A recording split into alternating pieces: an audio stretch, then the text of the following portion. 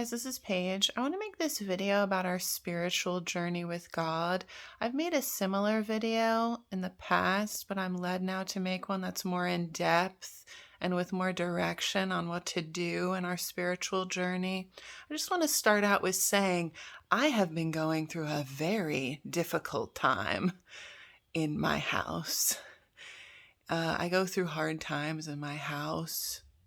And I haven't really been in green pastures lately in my house. It's been very difficult. But we're going to go through hard times, And I wanted to make this video about our spiritual journey and what to do during these times. Now, when I'm reading these verses, I'm going to be looking down because the charger on my computer is broken. But this is Psalm 23. The Lord is my shepherd, I shall not want. He maketh me to lie down in green pastures. He leadeth me beside the still waters. He restoreth my soul. He leadeth me in the paths of righteousness for his name's sake. Yea, though I walk through the valley of the shadow of death, I will fear no evil, for thou art with me. Thy rod and thy staff, they comfort me. Thou preparest a table before me in the presence of mine enemies. Thou anointest my head with oil. My cup runneth over. Surely goodness and mercy shall follow me all the days of my life, and I will dwell in the house of the Lord forever. Psalm 23.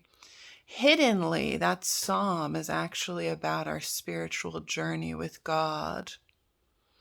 Once you become born again, you're on a spiritual journey with God. It's like before you were born again, you were in prison, like Satan's prison, right?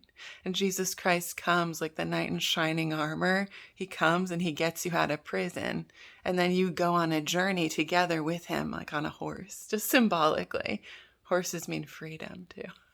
That's basically what happens. And through your journey, these are different seasons you go through. The green pastures. What season is that? It's where things are really good.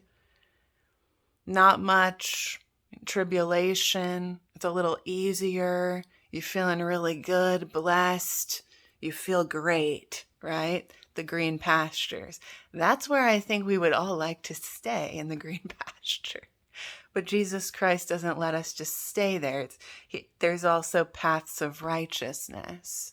The paths of righteousness is his refinement on you. He's refining you, and it's fire, right? It's a little fire. It's difficult times, tribulation, persecution. Now, in the green pastures, we're still going to be going through hard times and things, but it's just not as bad. And you feel really good in that time. Paths of righteousness is harder, and you feel the fire more. And then the valley of the shadow of death is like high intensity fire, super refinement, crazy tribulation, right? And that's what God does on our journey. Those are like the seasons he brings you through. Now, I would say lately I've been going through paths of righteousness because it's been really difficult. But when I had my thorns on me, that was the valley of the shadow of death. For different people, it will be different things, right? And you see at the end, it says, goodness and mercy shall follow me all the days of my life, and I will dwell in the house of the Lord forever. Meaning he will give you mercy through each season you're going through on the journey. Now, why doesn't God let us stay in the green pasture? Because then you wouldn't be refined the way he wants. It glorifies him to refine you in his image.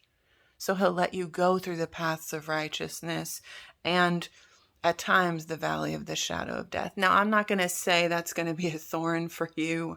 God does things differently. Don't be afraid he's going to put a thorn on you or anything like that, but it will be very difficult times. And through it all, what do we need to do? Trust him. Trust him in what he's allowing and accept it as much as you can. Now, if you're going through hell, right, and you're in the valley of the shadow of death or paths of righteousness. What do you need to do to get out of that? My advice, seek God first. Seek him first and get direction from him, okay, on how to get out of that valley or the paths of righteousness. He might keep you in there for a while, but eventually there will be a green pasture, and you have to wait for the green pasture, right? That's basically what I've been doing. I've been waiting for the green pasture, and it has been getting better, okay? But for a while there, it was very difficult. And what did I have to do? I had to trust God, okay, and stay with him, stay on the rock, stay in repentance. And I was trying to seek him more, seek him first. If you can, seek him right in the morning, right in the morning. He really likes that. Jesus Christ is the bright and morning star. He likes that. And you'll read about how when he was on earth, he would go in the morning and pray. It's a complete sacrifice to him in the way of I'm seeking you immediately first. And then you're getting help from him and direction from him. Because if you're not seeking him when you're in that valley and you're in the paths of righteousness, it's going to be more difficult because you're not going to have direction, as much direction as you could. So please seek him first. And when I say seek him, what do I mean? Prayer, worship, reading the Bible, right? Or just seeking him in other ways, but really getting the word in you. You know, the word brings healing to us. It feeds us. It's important. You know, there's a sermon. I've talked about this sermon before. God had led me to after my third thorn.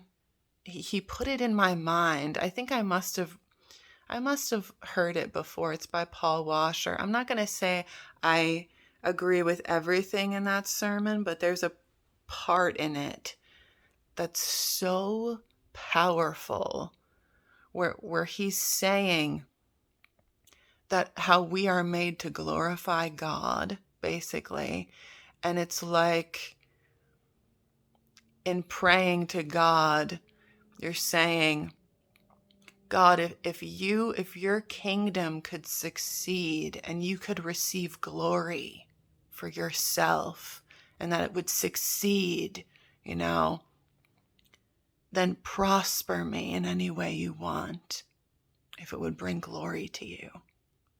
But if it would glorify you to ground me to powder, then so be it. And it would make your kingdom succeed. And I knew God had led me to that. And it was so powerful. It was so poignant. And it's exactly what this is. That's the attitude that's needed in being a warrior for God.